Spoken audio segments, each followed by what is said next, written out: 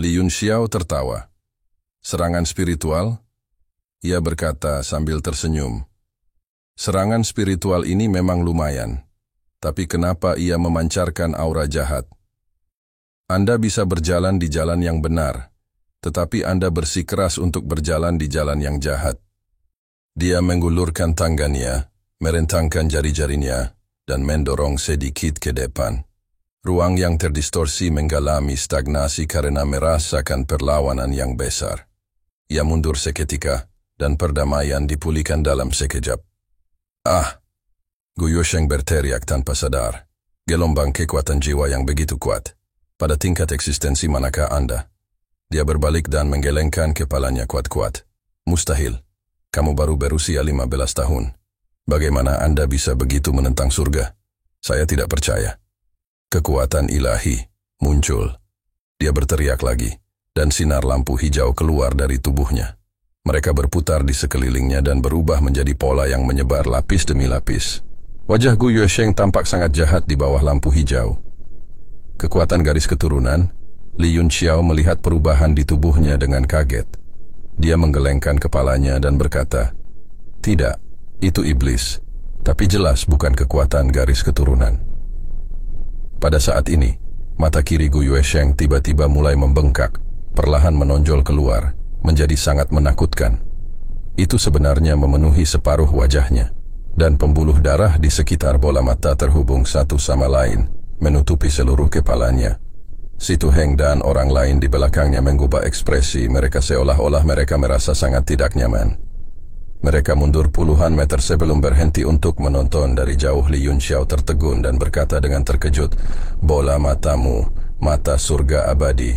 Gu Yuesheng basah kuyup oleh keringat dingin. Dia tampak sangat tidak nyaman dengan perubahan ini, tetapi dia tetap tertawa terbahak-bahak. "Haha, lumayan. Anda benar-benar berpengetahuan. Ini adalah mata dewa dari klan mata surga abadi. Aku mendapatkannya untukmu. Mari kita lihat bagaimana kamu akan melawanku." Bola matanya yang besar memancarkan cahaya aneh. Tiba-tiba, pupil matanya menyusut dan perlahan berubah menjadi bulan iblis hitam. Ah, langkah ini adalah... Pikiran Li Yunxiao terkejut. Kekuatan mental yang sangat kuat mengelilinginya dari segala arah. Seolah-olah dia sedang tenggelam dalam gelombang pasang. Lautan kesadarannya berada di bawah tekanan yang sangat besar dan rasanya akan pecah kapan saja. Haha. Gu Yuesheng tertawa. Meski dia masih kesakitan, dia jelas sangat bahagia. Dia menyeringai mengerikan dan berkata, "Sepertinya identitasmu tidak biasa. Kamu bahkan tahu gerakanku ini.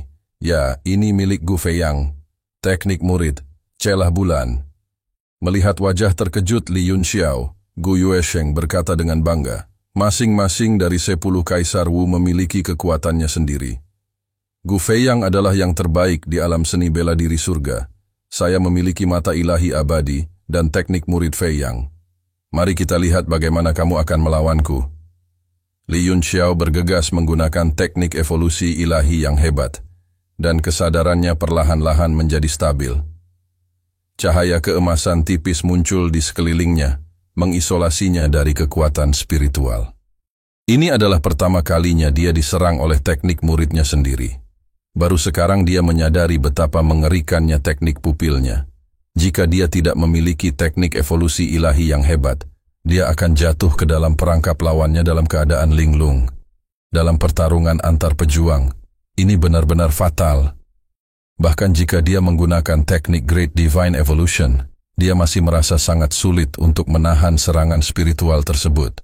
Guncangan spiritual yang dihasilkan oleh mata ilahi abadi begitu kuat hingga hampir menghancurkan kekuatan teknik ilahi miliknya. Klan mata ilahi abadi benar-benar menakutkan. Si Tu Heng yang berada di belakangnya juga terlihat serius. Meskipun dia tidak bisa melihat perubahan di wajah Gu Yuesheng, niat kuno yang dia rasakan sangat mengejutkan. Li Yunxiao tahu dia tidak bisa menunda lebih lama lagi. Dia ceroboh, dan serangan spiritual lawannya lebih unggul. Sekarang dia berada dalam posisi yang sangat pasif. Dia harus menekannya dengan cepat. Jika tidak, jika waktu terus berjalan, kesadarannya akan hancur, dan dia akan dikutuk selamanya. Ada kilatan cahaya di tangannya, dan lonceng kuno tiba-tiba muncul di telapak tangannya. Imperial Bell, satu dinasti, satu abad. Sial. Bunyi bel datang dari kehampaan kuno, dan gelombang niat kuno menyebar di udara. Mengacaukan gelombang spiritual yang dipancarkan oleh mata ilahi abadi. Tekanan spiritual kecil yang tak terhitung jumlahnya muncul di udara, dan kedua kekuatan itu saling melahap satu sama lain. Ekspresi Gu Yuesheng berubah. Dia menatap bel kuno itu dengan ngeri dan berkata dengan kaget, Kamu benar-benar memblokir teknik pupilku. Lunar Lacuna, senjata tingkat mendalam macam apa ini? Sial, suara lain terdengar dan gelombang kedua wasiat kuno menyebar. Itu seperti gelombang laut yang melonjak ke segala arah, menghancurkan segala sesuatu yang dilaluinya. Rasa sakit yang luar biasa datang dari mata kiri Gu Yuesheng, dan seluruh kesadarannya menjadi mati rasa. Tidak hanya itu, pikirannya juga terguncang oleh suara bel, dan dia mengeluarkan seteguk darah. Kekuatan spiritual. Mata ilahi abadi dimusnahkan oleh suara bel, dan ia terluka parah. Itu segera ditutup, dan tidak bisa dibuka untuk sementara waktu. Kondisi Li Yunxiao juga tidak baik. Setiap kali Imperial Bell berbunyi, itu hampir menyedot seluruh vitalitasnya.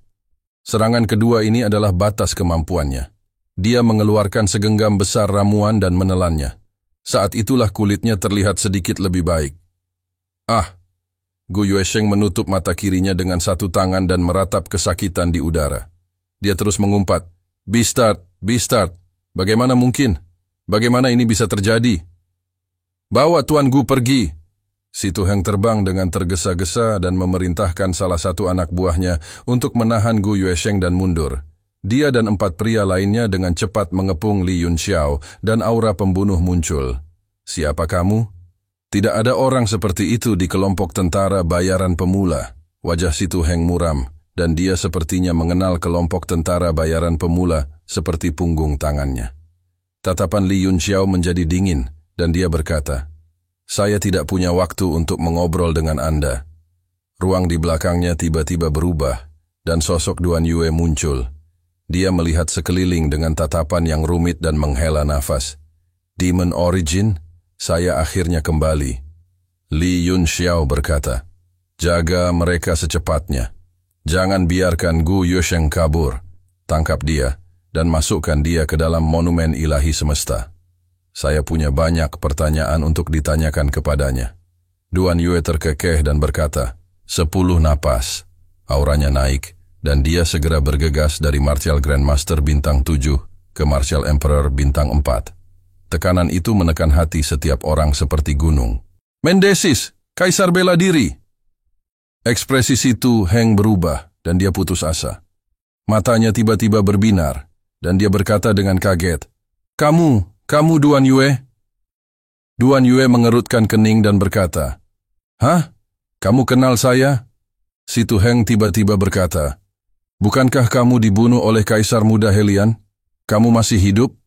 Dia sepertinya memikirkan sesuatu dan buru-buru berkata, Orang-orang ini berasal dari kelompok tentara bayaran pemula. Mereka seharusnya menjadi musuhmu. Kamu harus membunuh mereka. Duan Yue tersenyum tipis dan berkata dengan sopan, Saya selalu menjadi orang yang tidak menyimpan dendam terhadap orang rendahan. Saya suka membalas kejahatan dengan kebaikan. Biarkan masa lalu berlalu. Duan Yue berteriak keras, Berhentilah membuang-buang waktu. Berikan hidupmu padaku. Dia seperti raksasa, berjalan menuju si Tu Heng selangkah demi selangkah. Di bawah tekanannya, beberapa dari mereka bahkan tidak bisa menolak. Di dasar magma, ruang independen telah tercipta, mengisolasi semua magma. Zulei dan yang lainnya mengambil tindakan, dan lapisan pertahanan saling terhubung. Ruangnya semakin besar, dan hampir semua anggota kelompok tentara bayaran pemula ditemukan. Meskipun banyak dari mereka berada dalam kondisi yang menyedihkan, tidak satu pun dari mereka dalam bahaya. Hong Yu bingung dan berkata, Lava akan menyerap energi vital semua orang pada awalnya. Mengapa hal itu tidak mempengaruhi kita sekarang? Zulei berkata, Siapa yang peduli?